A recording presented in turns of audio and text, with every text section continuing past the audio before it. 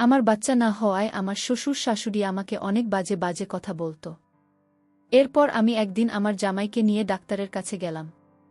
Doctor সাহেব আমার জামাইকে পরীক্ষা নিরীক্ষা করে বলল, দেখুন আপনার জামাইয়ের সমস্যা আছে, কিন্তু আপনার কোনো সমস্যা নেই।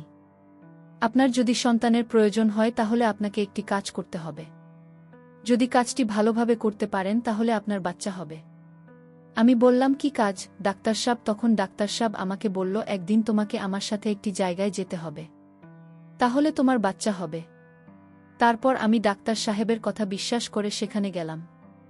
যাওয়ার পর ডাক্তার সাহেব আমাকে যা করল তা শেষ পর্যন্ত শুনলে আমি গ্যারান্টি দিয়ে বলতে পারি তোমাদের পানি চলে আসবে, নিজেকে কন্ট্রোল করতে পারবে না। তাহলে বন্ধুরা, আর কথা না বাড়িয়ে চলুন গল্পটি শুরু করি।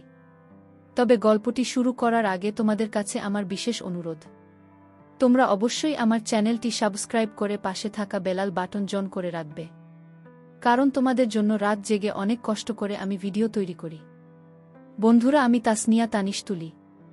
আমি দেখতে খুব সুন্দর ও লাবণ্যময়ী, দেখতে খুব সুন্দর হয়। আমি যখন ক্লাস 7-এ পড়ি তখন বখাটে ছেলেরা আমাকে খুব বিরক্ত করত। এই বখাটে ছেলেদের জন্য আমি বাড়ির বাইরে বের হতে পারতাম না, স্কুলে যেতে পারতাম না। সত্যি বলতে আমি এতটাই সুন্দরী ছিলাম যে কোনো ছেলে আমাকে একবার দেখলে মুখ ফেরাতে পারত না। আমার স্কুলের ছেলে বন্ধুরা আমাকে প্রায় সময় বলতো, তা নিয়ে তোর যে চেহারা, আর বলি, তোরে দেখলে তো আমাদের মাথা ঠিক থাকে না, মনে হচ্ছে তুই অনেক পাওয়ারফুল ও বটে। যে ছেলে তোকে বিয়ে করবে সে নিশ্চয়ই খুবই ভাগ্যবান হবে। আমার এক খুব কাছের ছেলে বন্ধু আমাকে বলতো, সত্যি তোকে যে বিয়ে করবে সে স্বর্গীয় হবে, তোকে দেখতে যে সুন্দর লাগে, এনজয় করতে পারলেন না, জানি কত ভালো লাগবে। আমি তখন তাকে বলতাম, এই দুষ্টু, এবার তো দুষ্টামি বন্ধ করবি। কি আর বল বন্ধুরা, ছোটবেলা থেকেই আমার এমন সৌন্দর্য দেখে মাঝে মাঝে আমার 22 বছরের দাদা ও আমাকে কুপ্রস্তাব দিয়ে বসত। আমি যখন ক্লাস 9-এ পড়ি তখন আমার মা বাবা আমার বখাটে ছেলেদের উত্ত্যক্ত দেখে আমাদের এলাকার এক চেয়ারম্যানের ছেলের কাছে আমাকে বিয়ে দিয়ে দিল। বিয়ের প্রথম রাতে আমি খুব ভয় পাচ্ছিলাম, কারণ আমার চেয়ে 10 বছরের বড় ছিল আমার স্বামী। তার সাথে আমার কিভাবে কি হবে, আর আমি কিভাবে তার সাথে ম্যাচ হব? তাছাড়া জীবনে প্রথম, আমার আগে কখনো এমন অবস্থায় পড়েনি, তাই তাকে দেখে আমার খুব ভয় হচ্ছিল। এ বিষয়ে এর আগে যদি কোনো অভিজ্ঞতা তাহলে হয়তো এতটা ভয় পেতাম না। অনেক ইচ্ছা ছিল এমন কিছু করার, কিন্তু বাবার কারণে সাহস হয়নি। বাবা যদি কোনোভাবে জানতে পারত তাহলে আমাকে মেরেই ফেলত। যাই হোক, বাসর ঘরে আমি বসে বসে এই ব্যাপারে চিন্তা করছি, আর মাঝে মাঝে ভাবছি যে আমার থেকে 10 বছরের বড়, তার সাথে আমি কুলিয়ে উঠতে পারব কিনা। এই বিষয় নিয়ে চিন্তা ভাবনা করতে করতে হঠাৎ দেখি কে যেন আমার ঘরের দরজা খুল।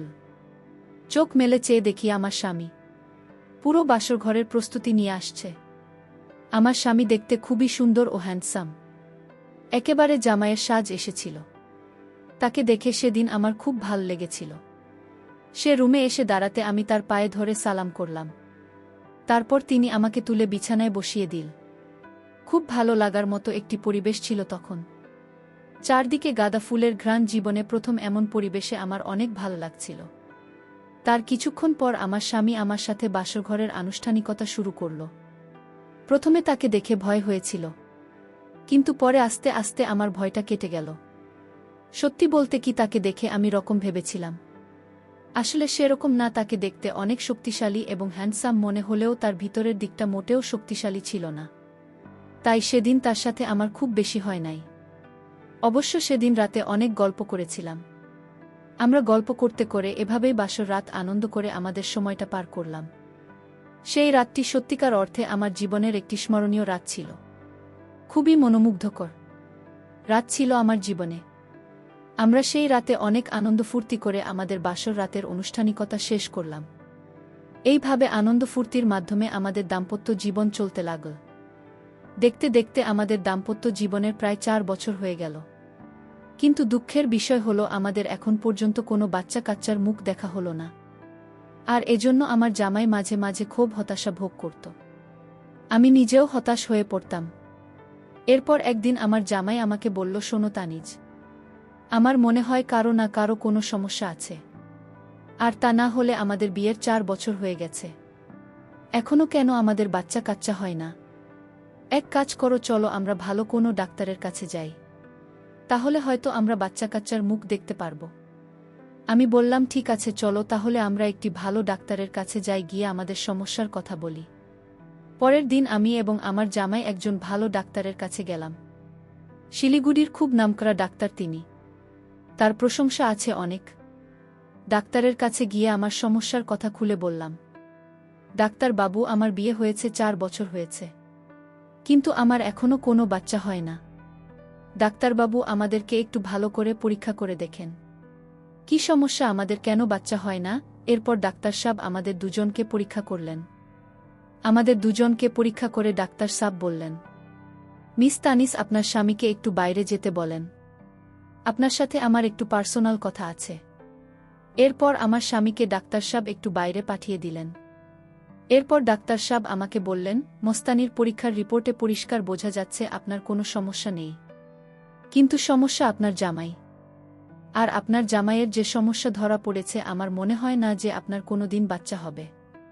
আমার মনে হয় না যে আপনি কোনো দিন মা হতে পারবেন। তবে একটি কথা, আপনার যদি সন্তানের খুবই প্রয়োজন হয়, তাহলে আপনাকে একটি কাজ করতে পারেন। যদি কাজটি করতে পারেন তাহলে নিশ্চয়ই বাচ্চা আপনি আশা করতে পারেন। তবে কাজটি খুবই গোপনীয়। এই কাজটি করার পর আপনি আপনার জামাই সহ কাউকে কোনোদিনও বলতে পারবেন না। যদি বলেন তাহলে বাচ্চা হবে না। আমি বললাম, কি কাজ ডাক্তার সাহেব? তখন ডাক্তারবাবু আমাকে বলল, তোমাকে আমার সাথে একদিন একটি জায়গায় যেতে হবে, সেখানে গিয়ে তোমাকে একটি কাজ করতে হবে। আর সেই কাজটি সফলভাবে করতে পারো, তাহলে তোমার বাচ্চা হবে। এভাবে আরও অনেক মহিলাদেরকে বাচ্চা দিয়েছে। আর তুমি যদি চাও তাহলে কেবল সম্ভব। আর মনে রাখবে, এটা খুবই গোপনীয়, এটা কারো কাছে শেয়ার করা যাবে না। শেয়ার করলে তোমারই ক্ষতি হবে। প্রস্তাবটি তুমি ভেবে আগামীকালকে আমাকে জানাবে। তুমি জানানোর পরেই আমি চিকিৎসার জন্য প্রস্তুতি নেব। আমি বললাম, ঠিক আছে ডাক্তার সাহেব, আমি আগামীকালকে আপনাকে জানাব। আর আপনি এখন একটি কাজ করেন, কিছু ওষুধ লিখে দেন, যাতে আমার জামাইকে আমি বুঝতে পারি। তারপর ডাক্তার সাহেব আমাকে কিছু ওষুধ লিখে দিলেন। আমরা ওষুধ খাওয়া শুরু করলাম। পরের দিন যখন আমার স্বামী কাজে চলে যায়, তখন আমি ডাক্তার সাহেবের কাছে গেলাম। আর গিয়ে বললাম, ডাক্তার সাহেব, এবার বলুন আমাকে কি কাজ করতে হবে। এখন আমি একা এসেছি। তারপর ডাক্তার সাহেব আমাকে বলল, তোমার জামাইয়ের যে সমস্যা, তোমার জামাইয়ের দ্বারা মনে হয় না তুমি কোনোদিন বাচ্চার মা হতে পারবে। তুমি যদি বাচ্চার মা হতে চাও, তাহলে তোমাকে আমার সাথে বেশ কিছুক্ষণ সময় দিতে হবে, যেখানে আমি তোমার সাথে কিছুক্ষণ সময় এনজয় করব। তখন তুমি সাথে সাথেই বুঝতে পারবে তুমি মা হতে পারব কিনা। আর এই পদ্ধতিতে আমি অনেক মহিলাকে বাচ্চা দিয়েছি। তুমি যদি আমার কথায় রাজি থাকো, তাহলে তুমি আগামীকালকে আমার জয়া বাংলো বাড়িতে চলে আসবে। তোমাকে আমি অনেক আপন মনে করে কথাগুলো বলেছি। আর এই নাও আমার মোবাইল নাম্বার। আসার আগে আমাকে একটি ফোন দিয়ে আসবে। ঠিক আছে, এখন তাহলে তুমি আসো। ডাক্তার সাহেবের কথাগুলো শুনে আমার মনে হলো যে মাথায় আকাশ ভেঙে পড়ল। তখন কি করব কিছুই বুঝতে পারছিলাম না। আর এদিকে আমার বাচ্চা না হওয়ার ফলে আমার শ্বশুর শাশুড়ি থেকে শুরু করে আমার জামাইও আমার প্রতি খারাপ ধারণা হয়ে গেছে। আমার স্বামী কখন যে কি করে বসে, আমি কি করব কিছুই বুঝতেছিলাম না, তাই খুব চিন্তায় পড়ে গেলাম। এখন আমার যে একটি বাচ্চার খুবই দরকার, তাহলে সবাই খুশি। তারপর ডাক্তার সাহেবের কথা শুনে আমি আস্তে আস্তে বাড়িতে চলে আসলাম। মনে মনে অনেক চিন্তা করতে লাগলাম, তাহলে কি আমি ডাক্তার সাহেবের প্রস্তাবে রাজি হয়ে যাব? যদি রাজি হয়ে যায় তাহলে তো আর কেউ দেখবে না, আর আমি তো মা হতে পারব। মা হওয়ার লোভে আমি ডাক্তার সাহেবের প্রস্তাবে রাজি হয়ে গেলাম। মোবাইলটা হাতে নিয়ে ডাক্তার সাহেবকে ফোন দিয়ে বললাম, ডাক্তার সাহেব, আমি তানিজ, আমি আপনার প্রস্তাবে রাজি। এখন বলুন আমাকে কোথায় আসতে হবে। ডাক্তার সাহেব বললে, রাজি হওয়ার জন্য তোমাকে অনেক অনেক ধন্যবাদ। আসলে আমি তোমাকে একটি সন্তান দেওয়ার জন্য অনেক চেষ্টা করব। তাহলে তুমি আমার বাংলোতে চলে আসো, আমি তোমার জন্য গাড়ি পাঠিয়ে দিচ্ছি। তারপর ডাক্তার সাহেব আমার জন্য একটি গাড়ি পাঠিয়ে দিলেন। আমাকে নিয়ে চলে গেলেন তার জয়া বাংলো বাড়িতে। আমি ডাক্তার সাহেবের বাংলো বাড়িতে গিয়ে নিজের চোখে বিশ্বাস করতে পারছিলাম না। এত সুন্দর বাংলা রুমটা, এত সুন্দর করে সাজিয়ে রেখেছে, মনে হচ্ছে যেন স্বর্গীয় কোনো সুখ এখানে আছে। ডাক্তার সাহেব আমাকে তার একটি গোপন কক্ষে নিয়ে গেলেন। বন্ধুরা, ভিডিও মাঝখানে একটা কথা বলতে চাই, আমি তোমাদের আনন্দ দেওয়ার জন্য খুব কষ্ট করে ভিডিও বানাই। তাই তোমাদের কাছে অনুরোধ থাকবে অবশ্যই এই ভিডিওটি দেখে একটি লাইক করবে এবং চ্যানেলটি সাবস্ক্রাইব করে পাশে থাকবে। ও মা, সেখানে গিয়ে দেখি এত সুন্দর সুন্দর জিনিস, এত সুন্দর সুন্দর আসবাবপত্র, এত সুন্দর সাজিয়ে রেখেছেন। সেখানে গিয়ে আমার মনটা ভরে গেল, আর রুমের ভিতরে এত সুন্দর দেশি ফুলের ঘ্রাণ। কিছুক্ষণের মধ্যেই মনটা যেন আনন্দে ভরে গেল। আমার আনন্দে উদ্বেলিত অবস্থা দেখে ডাক্তার সাহেব আমাকে বলল, চলো তাহলে আমরা আমাদের কাজ শুরু করি। তারপর ডাক্তার সাহেব আমাকে তার ওখানে নিয়ে গেল এবং ডাক্তার সাহেব আমাকে বলল, তা নিয়ে এখানে এই যে তোমার সামনে দেখো কিছু কোমর খাবার পানীয় আছে, এগুলো সব বিদেশি, তোমার জন্য বিদেশ থেকে অর্ডার দিয়ে এনেছি। এগুলো সব তোমার জন্য।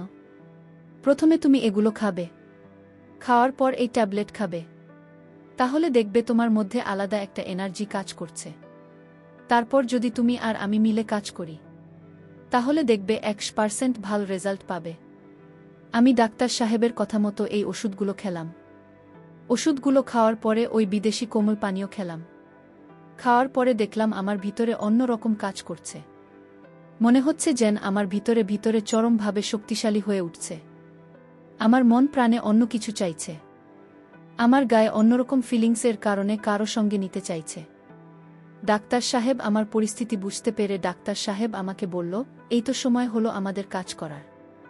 এখন যদি আমরা আমাদের কাজগুলো করতে পারি, তাহলে আশা করি 100% রেজাল্ট পাবে।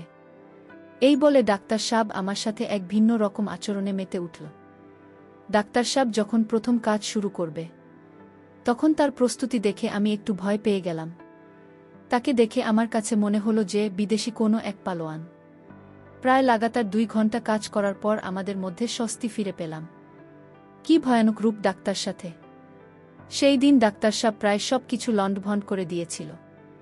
আর সেই দিন মূলত আমি অনেক শান্তি এবং সুখ পেয়েছিলাম, যা আমার জামাই 4 বছরেও দিতে পারিনি। এইভাবে আনন্দ করে আমি ডাক্তার সাহেবের ওখান থেকে বাসায় চলে আসলাম। 3 মাস পর আমি অনুভব করলাম আমি সন্তান সম্ভবা। তারপর আবার সেই ডাক্তার সাহেবের কাছে গেলাম। ডাক্তার সাহেব আমাকে পরীক্ষা করে দেখল আমার একটি নয় 2টি বাচ্চা। ডাক্তার সাহেব রিপোর্টটি হাতে নিয়ে আমাকে হাসতে হাসতে বলল, তা নিয়ে সুখবর আছে। আমি বললাম, কি ডাক্তার সাহেব? ডাক্তার সাহেব বলল, তোমার তো একটি নয় 2টি বাচ্চা হবে, তোমাকে তো তোমার ডাবল মিষ্টি খাওয়াতে হবে।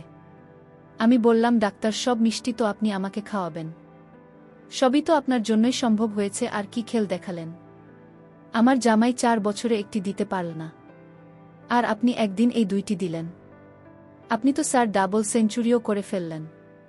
এখন আপনি আমাকে মিষ্টি খাওয়ান। তারপর ডাক্তার সাহেব আমাকে রেস্টুরেন্টে নিয়ে মিষ্টি খাইয়ে আমাকে বিদায় করলেন, আর আমি বাড়ি চলে আসলাম। তারপর নির্দিষ্ট সময়ে আমার কোল উজাড় করে 2টি সন্তান হল, একটি মেয়ে আর একটি ছেলে। সন্তান পেয়ে আমার শ্বশুর, শাশুড়ি, জামাই এবং জামাইয়ের আত্মীয় স্বজন সবাই খুশি হল। তারপর যখনই আমার বাচ্চা প্রয়োজন হতো, তখনই ডাক্তার সাহেবের কাছে যেতাম। ডাক্তার সব কাজ করে দিত আর আমার বাচ্চা হতো। এইভাবে এখন আমি 4 সন্তানের জননী। ছেলে মেয়ে, শ্বশুর, শাশুড়ি এবং জামাইসহ এখন আমাদের খুব সুখী পরিবার। বন্ধুরা, তোমরা সকলে আমার জন্য একটু দোয়া করবে। হয়তো আমার জীবনে অতীতে একটি ভুল হয়েছে, আর এই ভুলের জন্য হয়তো আমার জামাই এবং জামাইজের পরিবারের লোকেরা দেয়। আর তা না হলে আমার এত বড় ভুল হতো না। তাদের প্রয়োজন সন্তান, যে কারণে আমি সন্তানের জন্য এরকম ধরনের অন্যায় করতে বাধ্য হয়েছিলাম। যাই হোক বন্ধুরা, এই সকল ঘটনা কেবলমাত্র আমার মধ্যে সীমাবদ্ধ ছিল। আমার জামাইয়ের পরিবারসহ কেউই বিশেষ জানত না। পরিশেষে বন্ধুরা, আমি তোমাদেরকে বলবো, তোমরা যারা আমার মতো এরকম ধরনের সমস্যায় আছো, তারা কখনোই নিজের দোষ অন্যের উপর চাপানোর চেষ্টা করো না, তাহলে ভালোর চেয়ে খারাপ হয়ে যাবে, যেমনটি হয়েছিল আমার জীবনে। সত্য বলতে বন্ধুরা, এই দুনিয়াতে সন্তানের পিতা মা ছাড়া কেউ জানে না। বন্ধুরা, আজকের গল্পটা এখানেই শেষ করলাম। এরকম মজার মজার ভিডিও পেতে চ্যানেলটি সাবস্ক্রাইব করে পাশে থাকা বেলাল বাটন জোন করে রাখবে।